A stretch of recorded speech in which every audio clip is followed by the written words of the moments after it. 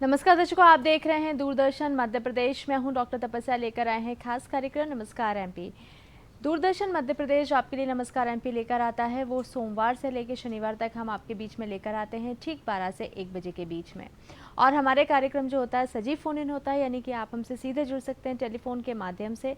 Numbers जो हैं लगातार हम टेलीविजन स्क्रीन पर आपको दिखा रहे हैं, इन नंबर को आप नोट कर लीजिएगा और कार्यक्रम के दौरान जो भी हमारा विषय है चर्चा का, आप उसमें जुड़ सकते हैं और अपने प्रश्न कर सकते हैं। और हमारी कोशिश रहेगी उन तमाम प्रश्नों के उत्तर हम इसी मंच पे आपको दे सकें।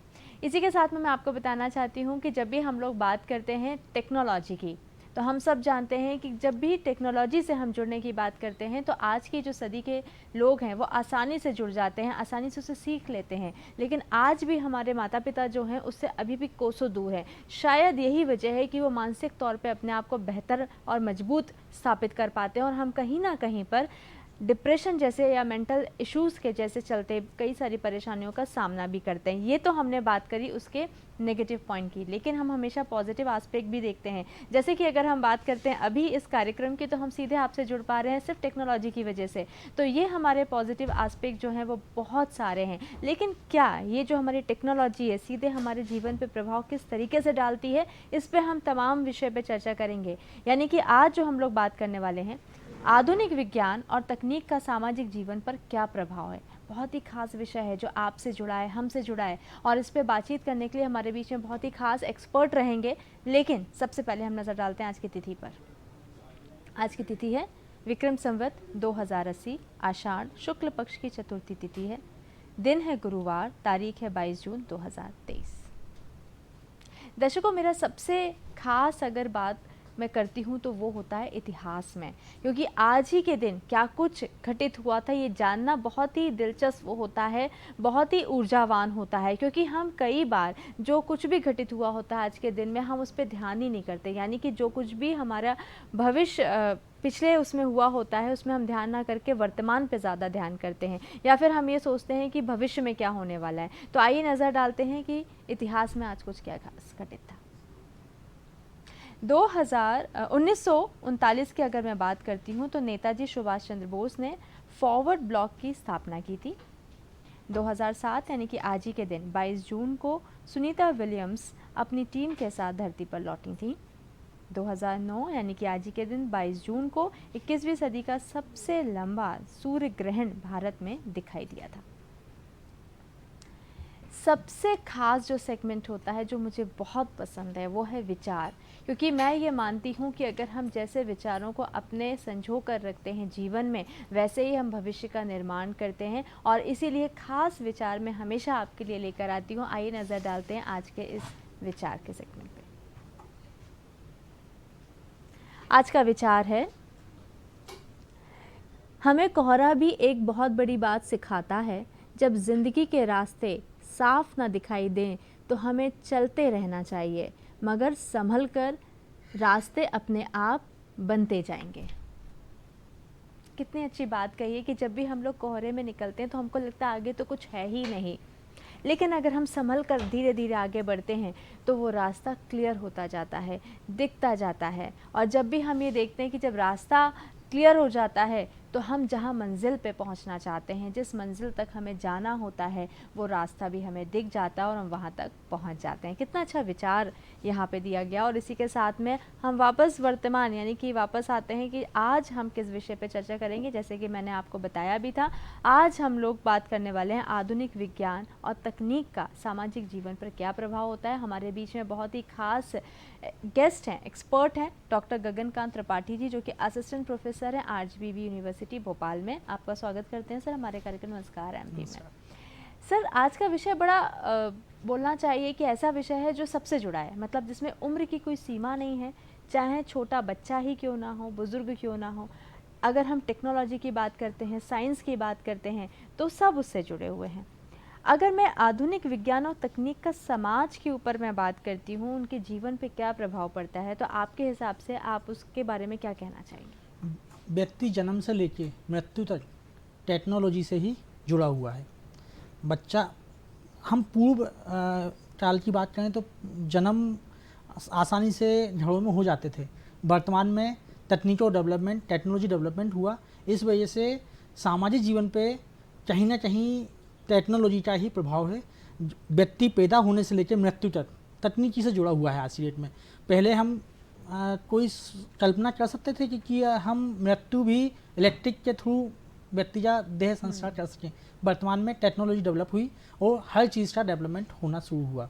इस वजह से व्यक्ति, एक कहावत है, व्यक्ति जन्म से लेकर मृत्यु तक तकनीकी से जुड़ा हुआ है। और इसका सामाजिक पहलू हम देखें तो पॉजिटिव एस्पेक्ट्स ज़्यादा हैं। कोई चाहे देश हो चाहे व्यक्ति हो, जब देश का वैज्ञानिक और तकनीकी डेवलप होती है, एक तरीके से बढ़ती है, तो सामाजिक जीवन का स्तर भी एज कम्पेयर पूर्व से ऊपर स्तर ऊंचा होता है। बिल्कुल, कितनी अच्छी बात आपने बहुत ही आसान भाषा में मैं बोलूँगी, बहुत ही इजी तरीके से आपने बता दिया कि हम जन्म से लेकर मृत्यु तक, और जिसमें हम बचपन से लेकर एक बुज़ुर्ग हो जाता है व्यक्ति, उस उम्र तक हम पूरी तरीके से आधुनिक तकनीक से जुड़े होते हैं, साइंस से जुड़े होते हैं। और जिस तरीके से हम आगे बढ़ रहे हैं साइंस में, तकनीक में, तो मुझे लगता है कि ये बहुत अच्छा हम सब के लिए ये है कि हम बहुत आगे बढ़ते चले जा रहे हैं और बहुत पॉजिटिव जा रहे हैं। बिल्कुल। अगर मैं बात करती हूँ आधुनिक विज्ञान और तकनीकी में मनुष्य को क्या क्या दिया, क्योंकि मनुष्य, आपने बोला कि हम सबसे बहुत जुड़ा हुआ है, लेकिन अभी भी अगर मैं बोलूँ कि मनुष्य को क्या क्या मिल गया है, देखिए, अच्छे प्रभाव में भी बात करूँगी और बुरे में भी। देख, कोई भी सिक्का होता है उसे दो पहलू होते हैं जी, हेड और टेल। तो पॉजिटिव एस्पेक्ट्स भी होंगे तो नेगेटिव एस्पेक्ट्स भी होंगे। अगर हम देखें कि हम बैलगाड़ी से आज यान पे हैं, मतलब एरोप्लेन पे हैं, उससे ऊपर ड्रोन पे भी हैं, तो पॉजिटिव एस्पेक्ट्स में हम बहुत ज़्यादा ऊंचे स्तर से उठ चुके हैं। अगर हम बात करें नेगेटिव एस्पेक्ट्स में, तो जो व्यक्ति पहले काम ऑफलाइन मोड में करता था, बैलगाड़ी का इस्तेमाल करता था, एनर्जी लगाता था, आज उस एनर्जी की रिक्वायरमेंट्स नहीं है। जब उस एनर्जी की रिक्वायरमेंट्स नहीं है तो व्यक्ति आलसी या स्वभाव से चिड़चिड़ाहट होती जा रही है। तो व्यक्ति की टेक्नोलॉजी की परिकल्पना यही है कि वो बैठे बैठे आँखों के इशारों से काम करे और व्यक्ति काम हो जाए। लेकिन आपको ऐसा नहीं लगता है कि अगर हम बहुत ज़्यादा निर्भर हो जाते हैं टेक्नोलॉजी पे, तो जो हमारे शरीर की जो संरचना होती है उसमें भी कुछ गड़बड़ी आने तो आप लगेगी? देखिए ना, वर्तमान स्थितियों में आप देखेंगे तो हर व्यक्ति किसी ना किसी बीमारी से ग्रसित है। ग्रसित मतलब ये नहीं कि कोई बहुत ज़्यादा इफेक्ट, लेकिन हर व्यक्ति कहीं ना कहीं बॉडी में उसके कहीं ना कहीं प्रॉब्लम है। सिर्फ उसका रीजन है टेक्नोलॉजी। एक नेगेटिव वे में बात करूँ तो क्यों? क्योंकि हर व्यक्ति चाहे यहाँ हम बैठे तो यहाँ भी आज टेक्निक की वजह से ही बैठे हैं, वो जो लाइव प्रोग्राम भी चल रहा हो तो वो भी टेक्नोलॉजी या डेवलपमेंट से। तो हम मोबाइल बंद करके ही बैठे हैं, हमारा ध्यान कहाँ हो रहा? हमारा ध्यान अपने मोबाइल पे, हमारा ध्यान बाहर की चीज़ों पे हो रहा, जबकि ऐसा नहीं होना चाहिए। जिस समय पे हम जहाँ बैठे थे उसके विषय में चिंतन करें या उसकी बात करें तो ज़्यादा अच्छा है। लेकिन हम बंधे हुए हैं टेक्निकल रूप से, हमारी आँखें, हमारी बॉडी, सब कुछ निर्भर है एक उस पर। उसका प्रभाव यही है कि हम उस चीज़ से निकल नहीं पाते बाहर। जब हम उस चीज़ से निकल नहीं पाते तो डिप्रेशन भी एक प्रभाव है, वो भी नेगेटिव है, वो भी बॉडी पर रहता है। तो एक सामाजिक या अपने बॉडी, शरीर की रचना पर भी प्रभाव पड़ता है इसी चीज़ का।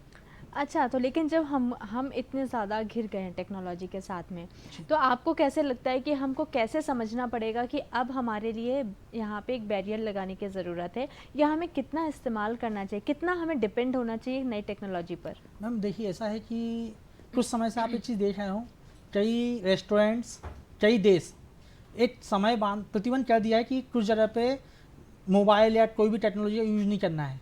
तो उस तरीके की परिपाटी हमें हर स्थान पे, हर जगह, घर, परिवार, ऑफिस, हर जगह पे इस्तेमाल शुरू करनी चाहिए। ठीक है, टेक्नोलॉजी यूज़ हो, प्रॉपर होनी चाहिए, लेकिन कुछ चीज़ों में नहीं होना चाहिए। जैसे आप घर के अंदर देखें तो मैं छोटा सा एग्जांपल देना चाहूँगा इस विषय पे। खाना गर्म करने के लिए हम माइक्रोवेव का यूज़ करने लगे हैं आजकल। उसकी रेज होती है, उसकी रेज के पॉजिटिव इफेक्ट्स ज़्यादा हैं। ठीक है, खाना गर्म मिल जाता है, लेकिन उससे नेगेटिव इफेक्ट्स आप देखेंगे तो कैंसर जैसी बीमारी जो देने वाला ही एक टेक्नोलॉजी पार्ट है।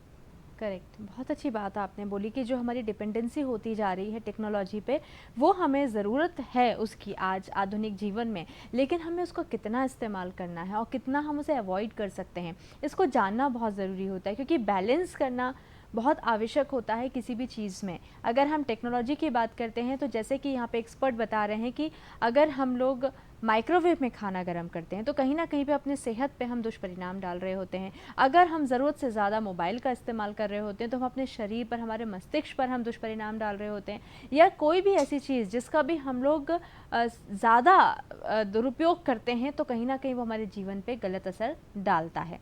अगर मैं बात करती हूँ कि मानव जीवन में तकनीक का महत्व है, अगर अब मैं पॉजिटिव एस्पेक्ट में जा रही हूँ, क्या महत्व है, मतलब हम उसको कैसे आसान हमने जीवन शैली को बना लिया है और उसको हम कैसे और बेहतर कर सकते हैं, कैसे हम जुड़ सकते हैं, कैसे हमने अपने समय की बचत करी है, इसके बारे में बताइए। हम देखिए, टेक्नोलॉजी का पॉजिटिव एस्पेक्ट्स इतने हैं कि समय, पैसा, मतलब समय, धन और आपका एनर्जी, 3 चीज़ें सीधी सीधी टेक्नोलॉजी से सेव होती हैं। जैसे कोई भी पहले, एक एग्जांपल मैं आपको लूँ तो किसी चीज़ को काम करने में हमें 10 से 15 लोग एक मिशनरी वर्क लगता था, वो आज मशीन के द्वारा विथिन चंद मिनटों में और कम राशि में हो सकता है। सर मैं यहाँ पे आपको रोकना चाहूँगी कि धन की आपने बात करी है, तो जितना हम तकनीक से जुड़ते जा रहे हैं मुझे लग रहा है हम ज़्यादा महंगे होते जा रहे हैं। हाँ बिल्कुल, मैं धन का तो हम ज़्यादा इस्तेमाल, ज़्यादा हम लोग लगा रहे हैं। नहीं, हम धन, आप अमाउंट की या मनी की हम बात करें तो हम टेक्नोलॉजी साथ साथ अमाउंट्स में भी बढ़ते जा रहे हैं। जो आज कल्पना की जाए तो पैसा जो है समय के साथ चलता है, तो टेक्नोलॉजी डेवलप होगी तो पैसा भी डेवलप होता है। डेवलप इन द सेंस आपकी अर्निंग सोर्स बढ़ते हैं, आपका स्तर, जीवन स्तर जिसे हम कहते हैं, आधुनिक जीवन और आधुनिक तकनीक दोनों ही एक दूसरे सिक्के 2 पहलू हैं। जब दोनों चीज़ बढ़ेंगी तो आपका उसमें इस्तेमाल बढ़ेगा। बिल्कुल, आपका कहने का मतलब है कि जितना हम तकनीक से जुड़ रहे हैं उतना हम धन को भी भी अर्जित बढ़ा कर रहे रहे हैं, हैं। बिल्कुल। बिल्कुल, और समय की हम बचत कर रहे हैं। और इसके अलावा आप बोल रहे हैं कि हम बहुत ज़्यादा अपनी एनर्जी की, ऊर्जा की भी हम बचत कर रहे हैं। लेकिन कहीं ना कहीं आपको ऐसा नहीं लगता है कि अगर मैं आज की यूथ की बात करती हूँ तो युवा जो है तकनीक का इस्तेमाल करते करते बचत से ज़्यादा वो अपने सेहत से खिलवाड़ कर रहा होता है। वो, हम जहाँ पे समय की बात कर रहे होते हैं कि समय हमारा बच रहा है, लेकिन उस समय का वो यूटिलाइज दूसरी जगह कहाँ कर रहा है वो भी हमें जानना ज़रूरी होता है। मैडम देखिए, युवा के लिए है कि युवा सोच, युवा जोश, सोच भी पॉजिटिव हो और जोश भी पॉजिटिव हो तो हर चीज़ तकनीकी का फ़ायदा ही फ़ायदा है। लेकिन जहाँ तकनीकी के विषय में हम बात करें, जितना जाएंगे ना, युवा या जो स्टूडेंट फोरम हम कहें, इसका पॉजिटिव फ़ायदा तो ले रहे हैं, लेकिन कुछ हर जगह पे 100 में से 10% या 2% या 5% जो भी खेलें, नेगेटिव एस्पेक्ट्स तो होते ही हैं। तो वो समय जिनको फ़ायदा मिलना है, आज आप देखिए पूरे विश्व में हिंदुस्तान की टेक्नोलॉजी पहुंच चुकी है, हिंदुस्तान के साइंटिस्ट, हिंदुस्तान के इंजीनियर और सब पहुंच रहे हैं। क्यों? क्योंकि टेक्नोलॉजी, हम मानते हैं बहुत पीछे हैं, फिर भी जो विदेशी धरतियों की टेक्नोलॉजी है एज कम्पेयर इंडिया की टेक्नोलॉजी उनसे 10 गुना स्पीड में तेज होती है। तो बिल्कुल, अगर मैं आधुनिक तकनीक की सभ्यता की बात करती हूँ तो मानव के जीवन में क्या उसको बना दिया है, सभ्यता के क्षेत्र में अगर मैं बोलूँ कि उसके परिप्रेक्ष्य में अगर बात करती हूँ तो क्या आपको लगता है कि आज क्या बना हुआ है मानव? मैम, मानव आज की डेट में, पहले हम कई चीज़ें ऐसी थी जो सिर्फ रोबोट से ही पॉसिबल होती थी, सिर्फ रोबोट हो तभी पॉसिबल होती थी। लेकिन आज मानव भी कई चीज़ें, सभ्यता इन द सेंस, आप उसको देखिए कि मानव के द्वारा सिर्फ आँखों के इशारों से ही कई चीज़ें हो जाती हैं। वो आप कुछ लेंसेज इस टाइप के या कुछ सेंसर इस टाइप के होते हैं जो आप अपनी आइज़ में या अपने फिंगर्स पे कहीं भी फिट कर दीजिए और से आप उसको चेंजेस की मूवमेंट कीजिए उसका, और देखिए आप उसके इफेक्ट्स। तो आदमी डेवलप, मतलब सभ्यता, इसकी जो डेवलपमेंट हुआ है वो टेक्नोलॉजी थ्रू ही हुआ है। ना सेंसर्स होते, ना व्यक्ति की मूवमेंट्स हो सकता है। बिल्कुल, अगर मैं बात करती हूँ, थोड़ा सा हम पीछे जाते हैं और मैं कोविड के उस समय की बात करती हूँ कि जब सब कुछ ठहर गया था, तब मुझे लगता है एक टेक्नोलॉजी ही थी जो हम सब के लिए लेकर आई थी, वरदान के तौर पे आई, और हम सब उससे जुड़ के लोगों से जुड़ पाए थे जो हमसे बहुत दूर बैठे हुए थे, या हम लोगों की मदद भी शायद उस तकनीक के कारण नहीं कर पा रहे थे जो टेक्नोलॉजी हमारे साथ में थी। तो आपको क्या लगता है कि अगर हम इतना अच्छा तकनीकी तौर पे अपने आप को नहीं बना पाते तो क्या उस महामारी के समय में हम इतना अच्छा रिकवर करके वापस से बैक टू लाइफ हो पाते? मैम देखिए, इसमें मैं आपको बताऊं, जो हमारे देश में उस समय पे कोविड काल है अपने आप में, वो भी जैसे उस काल में टेक्नोलॉजी ने जो आपको दिया, सबसे पहले तो जो वैक्सीन बनी, आप सोच सकते हैं कि सिर्फ एक लैब में वैक्सीन पॉसिबल थी? नहीं थी।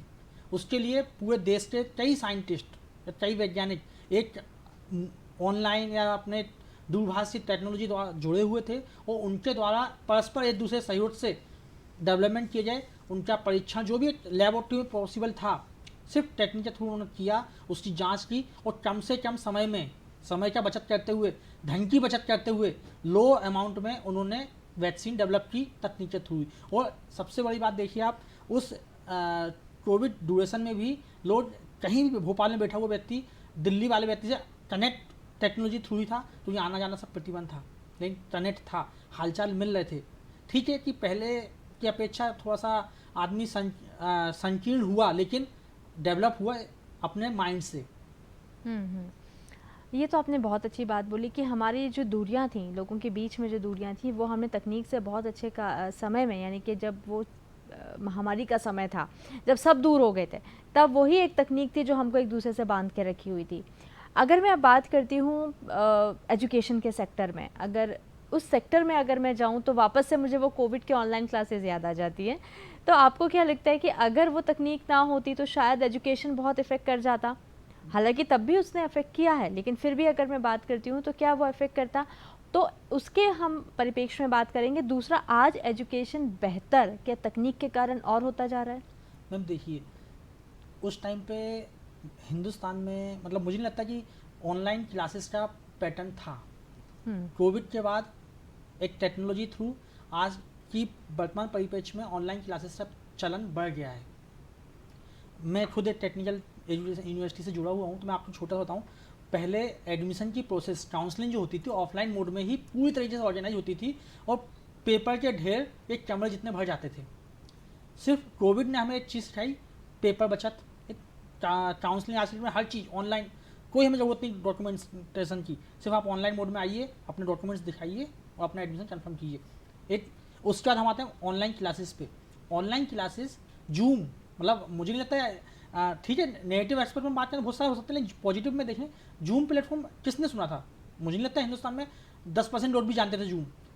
बिजनेस क्लास लोग जानते थे जूम, लेकिन लो क्लास और स्टूडेंट्स जूम नहीं सोच सकता था। लेकिन जूम या कोई भी ऐसा वर्चुअल माध्यम, वर्चुअल प्लेटफॉर्म जैसा जूम का ठीक है एग्जांपल हो जाए, मतलब वर्चुअल प्लेटफॉर्म कोई नहीं सोच सकता। लेकिन लगभग 90% स्कूलों ने, 90% कॉलेजेस ने और कोचिंग क्लास से संचालकों ने ऑनलाइन प्लेटफॉर्म इस्तेमाल करके बच्चों को उस टाइम पे जब शिक्षा का सोच भी नहीं सकते थे, उन्होंने क्लासेस कंटिन्यू की और बेहतर तरीके से की। क्योंकि ऑफलाइन में तो हम कई सारे एग्जांपल नहीं दे सकते, बच्चों को वीडियो वगैरह नहीं दे सकते, लेकिन ऑनलाइन मोड में हम बच्चों को वीडियोस भी एग्जांपल तौर पे दे सकते हैं, तो बेटा ऐसा हो रहा है। तो ये चीज़ें बहुत ज़्यादा टेक्नोलॉजी का ही इफेक्ट था कि उस सेशन में भी हम क्लासेस को और अपने आप को डेवलप कर पाए कि आज हम आज भी ऑनलाइन मोड में ही बच्चा ज़्यादा पसंद कर रहा है। क्यों? क्योंकि उसे चीज़ें आसानी से मिल जा रही हैं, कंटेंट ऑफ कंटेंट जिसे हम कह रहे हैं मिल जाता है। बिल्कुल। लेकिन मैं थोड़ा सा इससे आपसे जो हमने एक समय आया था, जो हमारा महामारी का समय था, हमने ठीक है उसको हमने बहुत अच्छे से उसका इस्तेमाल किया तकनीक का, और लोगों तक हम जुड़ सके। लेकिन वो तकनीक को अपनी आदत बना लेना, उसको अपनी आदत में शामिल कर लेना, क्या वो सही है? क्योंकि आज भी हम देखते हैं कि लोगों से हम बातचीत नहीं करते हैं, हम मिलना थोड़ा सा कम कर दिए हैं, लोगों से हम इंटरेक्शन कम कर दिए हैं। बेहतर ये होता है कि व्हाट्सएप पे हम फॉरवर्ड मैसेज कर देते हैं, या फिर हम किसी भी ऐसे प्लेटफॉर्म पे जिसमें कि हम जुड़ जाते हैं। तो क्या आपको लगता है कि हम इस तरीके से लोगों से दूर भी हो रहे हैं? मैम टेक्नोलॉजी का जो डिसएडवांटेज वाला पार्ट है ना, वो जो जितने पॉइंट्स आपने बोले, सबसे बड़ा डिसएडवांटेज क्या है टेक्नोलॉजी का? व्यक्ति को डिप्रेस कर दिया पूरी तरीके से, व्यक्ति को एकाकीपन जीवन जीने को मजबूर कर दिया है। एकाकीपन मतलब आप फैमिली बैठे हुए हैं, परिवार में बैठे हुए हैं, तब भी हम अकेले हैं, ये डिसएडवांटेजेस। अब एक्चुअल में वही ना, सिक्के के दो पहलू हैं, अब कौन सा पहलू हम इस्तेमाल कर पा रहे हैं वो डिपेंडेंस है। लेकिन भारी तो शायद मुझे लगता है कि हम, हमारे ऊपर होता है कि हम सिक्के के कौन से पहलू को हम ज़्यादा वेटेज देते हैं।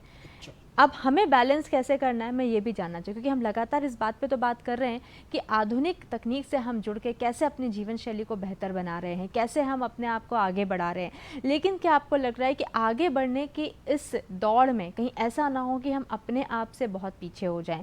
तो उसको हम कैसे बैलेंस करें ये जानेंगे, लेकिन दर्शकों को एक बात फिर से बताना चाहती हूँ, हमारा कार्यक्रम सजीव फ़ोन इन है, यानी कि आप हमसे सीधे जुड़ सकते हैं टेलीफोन के माध्यम से। नंबर्स जो हैं लगातार हम टेलीविज़न स्क्रीन पर दिखा रहे हैं, उन नंबर्स को आप नोट कर लीजिए। और आज का विषय बहुत ख़ास है, मुझे लगता है कि आप सब इस विषय पर जुड़ सकते हैं, प्रश्न कर सकते हैं। कैसे बैलेंस किया जाए, उसके लिए आप क्या टिप्स देंगे? मैम, पहले एक चीज़ आपने बहुत अच्छे से, मतलब आप, चूँकि मैं ज़्यादा नहीं बात कहूँ, पीछे जाऊँगा। दादा दादी, नाना नानी, चाचा चाची, मामा मामी एक परिवार के विभिन्न अंग हैं। अगर हम टेक्नोलॉजी से जुड़े रहें कोई प्रॉब्लम नहीं, लेकिन एक टाइम टू टाइम, समय से साथ इन रिश्तों पे भी थोड़ा सा ध्यान देते जाएं, तो आप समझिए सभी तरह की चीज़ों से आप दूर हो जाएंगे। आप बच्चा, एक बच्चा है या कोई भी माँ बाप के लिए बच्चा हमेशा, मतलब व्यक्ति हमेशा बच्चा ही रहता है। कल मैं क्या सीरियल देखा तो उसमें 90 साल का व्यक्ति था, उनकी माताजी 125 साल के आसपास थी, वो उसे बच्चा ही कहते हुए संबोधित करें, तो बच्चा जैसा बिहेवियर। तो अगर बच्चा अपने पूर्वजों से, मतलब सीनियर सिटीजन या वरिष्ठों से जुड़ा रहेगा, तो इन बीमारियों से, इनसे वो बाय डिफॉल्ट दूर हो जाएगा। लेकिन समस्या कहाँ है आज की डेट में? जो आपने कहा ना, बच्चा, मैंने कहा आपसे, बचपन से लेकर बुढ़ापे तक हर व्यक्ति टेक्नोलॉजी में जुड़ गया है। तो एक इससे जो परेशानी वो यही है, उसका समाधान भी वही है। बच्चा जुड़े, लेकिन मन से बच्चे पर बैठे, दादा आज कहानी सुनाओ, दादी कहानी सुनाओ। उन कहानियों में जो एक अपनापन था, अपनी चीज़ें थी, वो बहुत ही खास थी। लेकिन आज की जनरेशन थोड़ा सा इसमें प्रॉब्लम क्या है, वो कहानी भी मोबाइल से और यूट्यूब पे ही सुनना चाह रही हैं। वो सर्च भी करते हैं राजा महाराजाओं की कहानियाँ या राजा रानी कहानियाँ। तो एक टेक्नोलॉजी डिसएडवांटेज है, लेकिन जो समाधान भी वही टेक्नोलॉजी ही है कि थोड़ी देर के लिए साइड करें और चंद मिनट अपने वरिष्ठों को दें। टेक्नोलॉजी से जुड़ना है पर मानवता से दूर नहीं होना है, क्योंकि हम मन से तो लोगों के साथ में जुड़ ही नहीं पा रहे हैं। हम फिज़िकली प्रेजेंट तो रहते हैं, लेकिन अगर बोला जाए कि उनके भावनाएं क्या होंगी, उनसे हम बातचीत क्या करेंगे, तो शायद हम लोग बॉदर ही नहीं करते हैं कि सामने वाला क्या सोच रहा है। अगर हम ऐसे मोड़ पर आ गए हैं तो हमें वहाँ पे विराम लगाने की आवश्यकता है, क्योंकि कहीं ना कहीं अगर टेक्नोलॉजी की बात करते हैं तो वो हमारे लिए एक बहुत ही अच्छा वरदान है, लेकिन अगर हमने उसका ज़्यादा उपयोग कर लिया या हमने सही डायरेक्शन में उपयोग नहीं किया तो अभिशाप भी है। तो हमको ये सुनिश्चित करना होगा कि हमें किस डायरेक्शन में जाना है। अब मैं थोड़ा सा पॉजिटिव उसमें आती हूँ। जहाँ पे यंगस्टर्स तकनीक से बहुत ज़्यादा जुड़ गए, वहाँ पर आज भी, क्योंकि आपने पिछले जवाब में दादा दादी नाना नानी का जिक्र किया, तो मैं वापस उस पर आऊँगी। हम तो उससे जुड़ गए हैं, लेकिन आज भी हमारे पेरेंट्स या दादा दादी जो हैं फिर भी बोलते हैं कि हमें ऑनलाइन ट्रांजैक्शन नहीं सीखना है, हमको कुछ भी शॉपिंग ऑनलाइन नहीं करनी है। अपने आप को रेजिस्ट कर रखा है उन्होंने। आपको लगता है कि थोड़ा बहुत उनको भी फैमिलियर होना चाहिए टेक्नोलॉजी से? मैम, मैं आपकी इस बात से थोड़ा सा सहमत नहीं हूँ। पूर्ण तो सहमत हो सकता हूँ, लेकिन थोड़ा सा नहीं हूँ। आज किसान सबसे ज़्यादा अनपढ़ कहते हैं, तो किसान भी कहते हैं। आज आप देखिए किसानों के जो भी काम हो रहे हैं या जो भी हो रहा है, सिर्फ और सिर्फ ऑनलाइन मोड पे ही हो रहे हैं। तो उनको भी कहीं ना कहीं टेक्नोलॉजी से जुड़ने का, केसीसी हो, चाहे उनका जो भी फसल बेचने वाला वो हो, सब ऑनलाइन मोड पे ही चल रहा है। तो आप इस चीज़ को थोड़ा सा भूल जाइए कि पुराने लोग नहीं जोड़ पाए। पुराने लोग, हाँ, वो थोड़ा सा अवॉइड करने की कोशिश करते हैं। जैसे हम कहते हैं ना कि पैसा जेब में ना रखते हैं, लेकिन फिर भी वो ऑनलाइन के लिए बोलते नहीं, हम ना देते हैं। ऑनलाइन देने की क्षमता उनको पता चल चुकी है, हम ऑनलाइन दे सकते हैं, फ़ोन पे, गूगल पे, जो भी ऑनलाइन मोड पे। लेकिन वो ऑफलाइन मोड में जीना चाहते हैं। क्यों? जो मानवता से जुड़े रहना चाहते हैं। मानवता से जुड़े रहने के लिए हमें ऑफलाइन मोड पे ही जीना होगा। कितनी अच्छी बात आपने यहाँ पे कही है। और इसी के साथ में मैं तमाम मध्य प्रदेश के उन तमाम दर्शकों को एक मैसेज देना चाहती हूँ कि ऐसे लोग जो स्टार्टअप की दुनिया में कहीं अपना एक मुकाम बनाए हुए हैं, जिन्होंने अपना एक इनोवेशन के साथ में, अपने एक कलात्मक दिमाग के साथ में एक बहुत अच्छा मोड़ दिया है, एक बहुत अच्छी संरचना की है, तो ऐसे लोगों को मैं यहाँ पे बताना चाहती हूँ कि खुशखबरी है कि दूरदर्शन मध्य प्रदेश जो है उन स्टार्टअप की स्टोरी को कवर करने वाला है। और आप उस स्टार्टअप की जो आपकी स्टोरी है उसके बारे में आप हमसे अपना मेल के द्वारा अपनी बात लिख सकते हैं कि आप कौन से सेक्टर में काम कर रहे हैं। और लगातार मेल आईडी जो है हम टेलीविज़न स्क्रीन पर दिखा रहे हैं, उन मेल आईडी को आप नोट कर लीजिएगा। स्टार्टअप से जुड़ी जो भी संबंधित आपके विषय की जानकारी है वो आप हमारे साथ साझा करिए, हम स्टोरी कवर करेंगे आपके घर आके। जी हाँ, इसी के साथ में मैं यहाँ पे बात करना चाहती हूँ कि टेक्नोलॉजी को, क्योंकि मैं सबसे ज़्यादा शायद मैं ही क्रिटिसाइज़ कर रही हूँ, क्योंकि मैं एक माँ हूँ और मुझे लगता है कि जब वर्किंग मदर होती है तो वहाँ पे यह दिक्कत आती है कि हम अपने बच्चों को एक तरफ तो बोलते हैं कि टेक्नोलॉजी से दूर रहो, थोड़ा सा हाथ पैर भी चलाओ, पार्क में जाओ, खेलो कूदो, और साथ में थोड़ा सा मोबाइल से दूर रहो। क्या आपको नहीं लगता गलती हम ही करते हैं? जब हम बिज़ी होते हैं या हम मीटिंग में होते हैं या हम फ़ोन पे होते हैं या हम काम कर रहे होते हैं, सबसे पहले अपना मोबाइल उठा के अपने बच्चे को दे देते हैं कि आप इसमें, बच्चा व्यस्त हो जाएगा, आपको परेशान नहीं करे। क्या जिम्मेदार हम खुद नहीं हैं इसमें? तो मैम, किसी भी देश या व्यक्ति तो डेवलप होने के लिए टेक्निकली ही डिपेंडेंट होना पड़ता है। इसी तरीके से अब मैं आपको इस कनेक्ट कर रहा हूँ इस विषय पे कि बच्चा आपसे जुड़ा हुआ है। अब आप किससे जुड़े हुए हो? आप जुड़े हुए अपने, अब चूँकि आप वर्किंग हैं या मतलब हर वर्किंग व्यक्ति की समस्या है समय। उस समय पे जब आप एकाकी परिवार में हैं या संयुक्त परिवार में हैं, इस पर डिपेंडेंसी है। तो तकनीकी तो भाई डेवलप होगी ही होगी, क्योंकि हमें देश को डेवलप करना है, अपने आप को भी डेवलप करना है।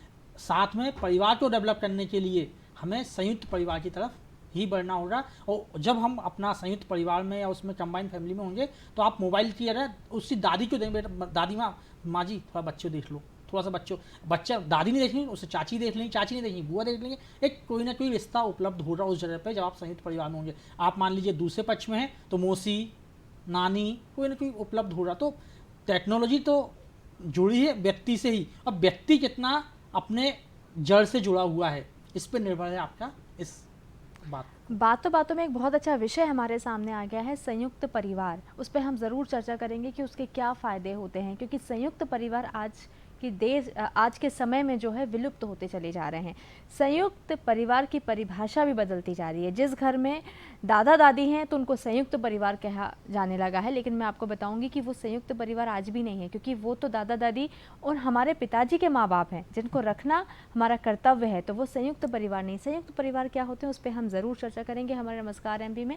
लेकिन यहाँ पर आज भी हम जो आधुनिक दौरे की बात कर रहे हैं, तो मैं अंत में आपसे ये प्रश्न करना चाहूँगी कि जो हमारे तमाम दर्शक हमें देख रहे हैं, ये भी हमें टेक्नोलॉजी से ही देख रहे हैं, आप उनको क्या मैसेज देना चाहते हैं? जुड़ना तो है हमें टेक्नोलॉजी से, कैसे बैलेंस करना चाहिए और किन चीज़ों पे हमें ध्यान रखना चाहिए, वो हम उस पर आंसर चाहते हैं। मैम देखिए, तकनीकी से जुड़ना तो प्राथमिकता है, क्योंकि आपको अपने आप को भी डेवलप करना है, आपको समाज को भी डेवलप करना है, आपको देश को भी डेवलप करना है।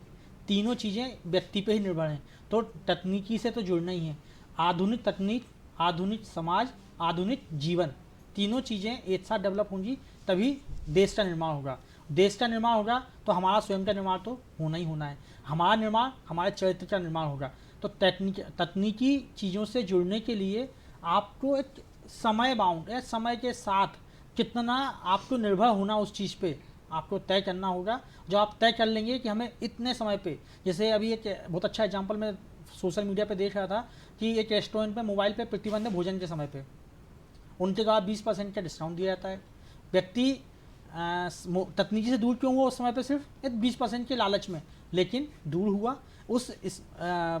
जो 4 लोग थे उन 4 में से सिर्फ एक व्यक्ति के चेहरे पे स्माइल आई, जो उनके पिताजी थे उनके चेहरे पे स्माइल थी, बच्चे खाना खा रहे हैं बिना मोबाइल पे चलाते हुए। तो आज की जनरेशन को बस इतना ही है, आप तकनीकी से जुड़िए लेकिन समय के साथ। समय का थोड़ा सा सदुपयोग अपने व्यक्तिगत जीवन पे कीजिए ना। व्यक्तिगत जीवन का आशय आपके अपने परिवार, अपने समाज, अपने धर्म, अपनी चीज़ों पे। बिल्कुल, आधुनिक विज्ञान और तकनीक से हमें जुड़ना है राष्ट्र के निर्माण के लिए, खुद को आगे बढ़ाने के लिए, ना कि अपनों से दूर होने के लिए। ये बहुत ख़ास बात हो जाती है कि ज़रूर जुड़ेंगे लेकिन अपनों के साथ रहकर, वो भी मन से हमें उनके साथ जुड़ के तकनीक से जुड़ना होगा। ये बहुत ख़ास विषय पे आज हमने बात करी थी कि आधुनिक विज्ञान और तकनीक का समाज पे क्या असर पड़ता है या सामाजिक जीवन पे क्या असर पड़ता है। हमारे साथ में मौजूद थे डॉक्टर गगनकांत त्रिपाठी जी, जो कि असिस्टेंट प्रोफेसर हैं आरजीपीवी से। समय निकालकर आप यहाँ आए और इतने अच्छे विषय पे आपने चर्चा करी, इतना अच्छी जानकारी आपने हमारे तमाम दर्शकों को दी, उसके लिए बहुत बहुत धन्यवाद। तो दर्शकों, अब हम बात करते हैं अगले सेगमेंट की तरफ। बहुत खास है पर्यटन, जहाँ पे आज हम लेकर जा रहे हैं आपको माँगढ़ काली जी। बहुत ही खास धार्मिक स्थल है। आइए नज़र डालते हैं मध्य प्रदेश के माँगढ़ काली जी के मंदिर में।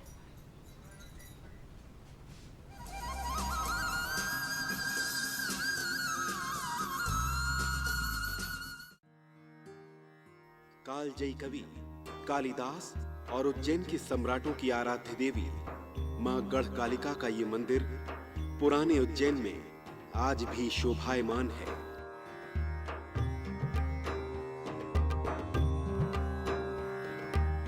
यह मंदिर जिस स्थान पर अवस्थित है उस संपूर्ण क्षेत्र को ही गढ़कालिका क्षेत्र कहा जाता है। महाकवि कालिदास, राजा विक्रमादित्य यहां साधनाएं करते थे।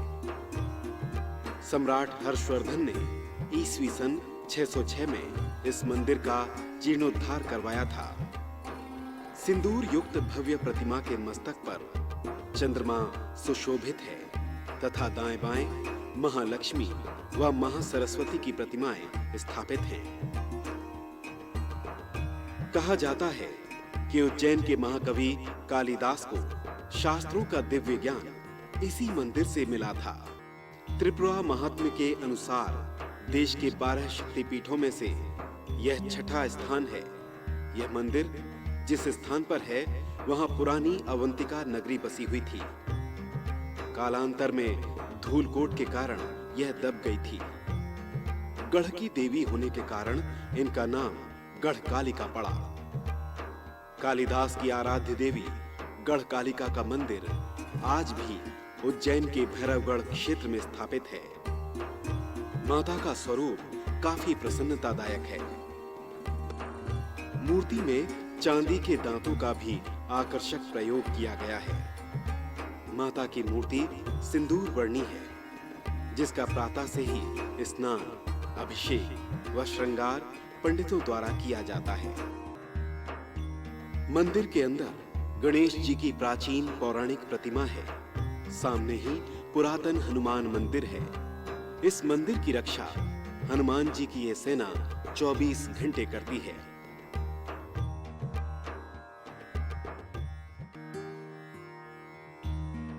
गौरतलब है कि पुरातत्व विभाग ने जब यहाँ की खुदाई करवाई थी तब उसमें बड़ी ईंटें, मनके, टकसाल तथा सड़कें निकली थी। इससे यह अनुमान लगाया गया कि यह स्थान ईसा पूर्व 500 वर्ष पुराना है। गढ़कालिका के मंदिर में मां कालिका के दर्शन के लिए रोज हजारों भक्तों की भीड़ जुटती है। तांत्रिकों की देवी कालिका के इस चमत्कारिक मंदिर की प्राचीनता के विषय में कोई नहीं जानता। फिर भी माना जाता है कि इसकी स्थापना महाभारत काल में हुई थी, लेकिन मूर्ति सतयुग के काल की है। बाद में इस प्राचीन मंदिर का जीर्णोद्धार सम्राट हर्षवर्धन द्वारा किए जाने का उल्लेख मिलता है।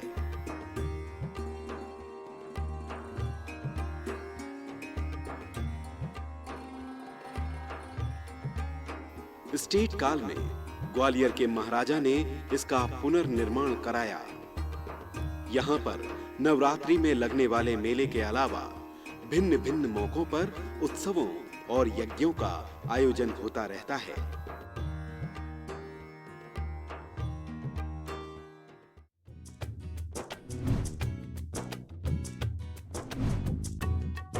चर्चा खेती किसानी की, बातें फसलों और उनसे आमदनी की। लीजिए कृषि वैज्ञानिकों से सलाह, मौसम का सटीक अनुमान, रोजाना मंडी भाव की सही जानकारी, जानिए सरकारी योजनाओं का फायदा। खेती से जुड़ी तमाम जानकारी के लिए देखिए आपका अपना पसंदीदा कार्यक्रम कृषि दर्शन, रोजाना शाम 5:30 बजे दूरदर्शन मध्य प्रदेश पर। तो स्वागत करती हूँ मैं आपका इस शो में जिसका नाम है युवा समय। तो आखिर क्या है युवा? कुछ लोग कहते हैं युवा हमारे देश का भविष्य है, कुछ लोग कहते हैं कि युवा हमारी तकनीकी चीज़ों में आगे है, और ऐसे कई सवालों का जवाब आज आपको शायद हमारे शो में मिल जाएगा। मुझे लगा शायद मैं भी कर सकती हूँ, तो मैंने पापा से नेक्स्ट टाइम पूछा कि पापा अगली बार ना मेरे को एथलेटिक्स में इतना वो नहीं है, मुझे बॉक्सिंग करना है थोड़ा। का एक्साइटमेंट, इंस्पिरेशन आया कि ऐसा कुछ कर सकते हैं हम। तो मैंने सोचा कि एक बार ट्राई तो कर ही सकते हैं ऑब्वियसली। तो मैंने पापा को बोला कि पापा एक बार ट्राई करना है, तो पापा ने बोला बिल्कुल, मेरी तरफ से तो तेरे लिए हमेशा हाँ है, बस मतलब मेंटेन करना, बॉक्सिंग भी और पढ़ाई भी दोनों बराबर होनी चाहिए।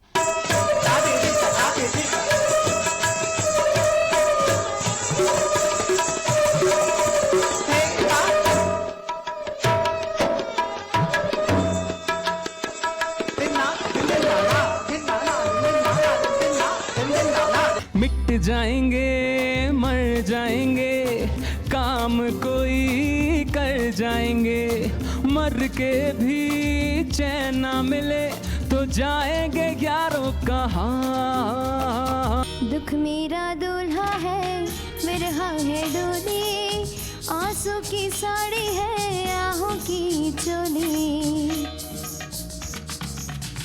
आग में पीऊं रे जैसे हो पानी, नारी दीवानी हूँ पीड़ा की रानी। मनवा ये जले है जब सारा छले है, सांस क्यों चले है पिया, वाह रे प्यार वाह रे वाह।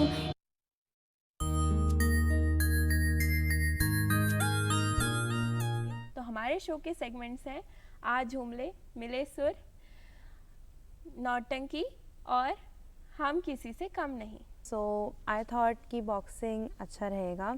मैं बॉक्सिंग में गई, उसके बाद जो मेरे कोचेस वगैरह थे उन लोगों ने मुझे बहुत ही हाइप अप किया, बहुत ही अच्छे से ट्रीट किया।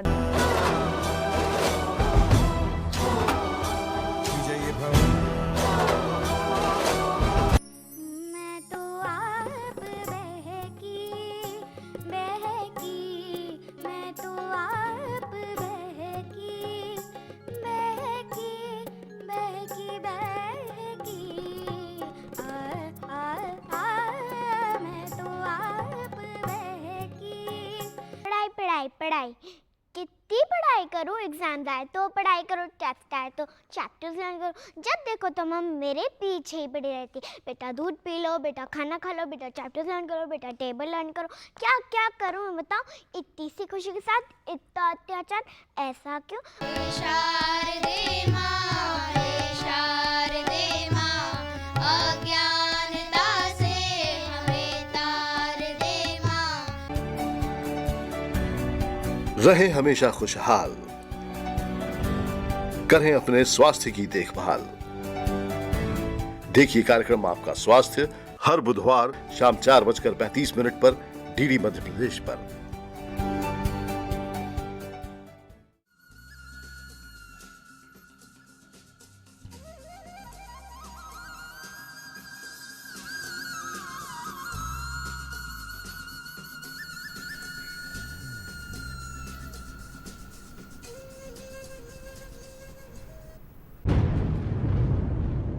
Welcome to the world of great test.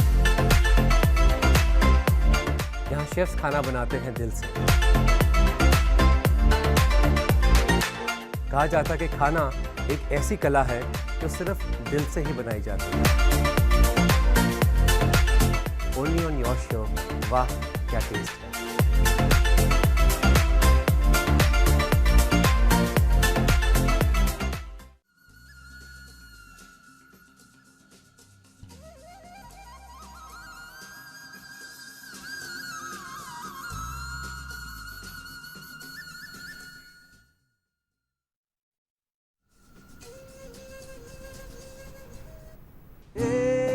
तो दर्शकों, अब वक्त हो गया मेहमान से मिलवाने का।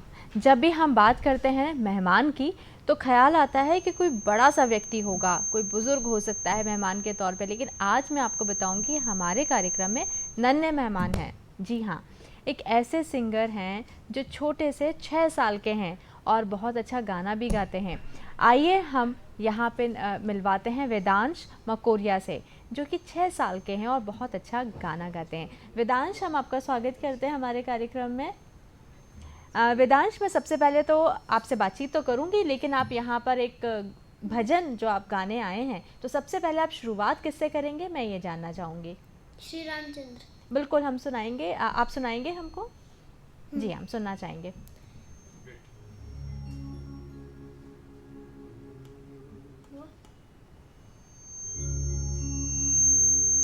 श्री रामचंद्र कृपालु भजम हरण भव भय दारुणम। श्री रामचंद्र कृपालु भजम हरण भव भय दारुणम। नव कंज लोचन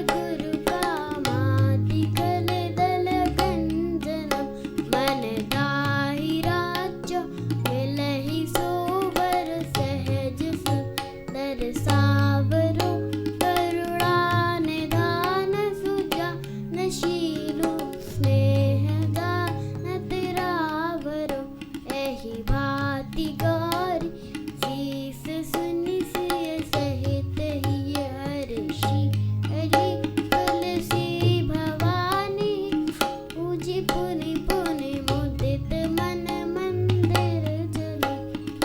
बहुत बढ़िया, बहुत अच्छा वेदांश।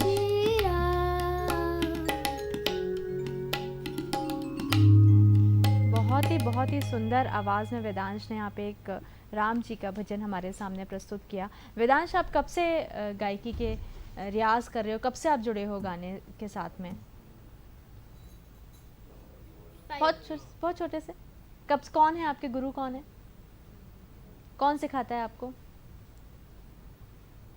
चाचू हाँ और पापा। अरे वाह, बहुत अच्छी बात है ना कि घर में ही गुरु हैं। अब अगला भजन आप कौन सा सुनाने वाले हैं? अच्युतम केशवम। ठीक है, हम सुनना चाहेंगे।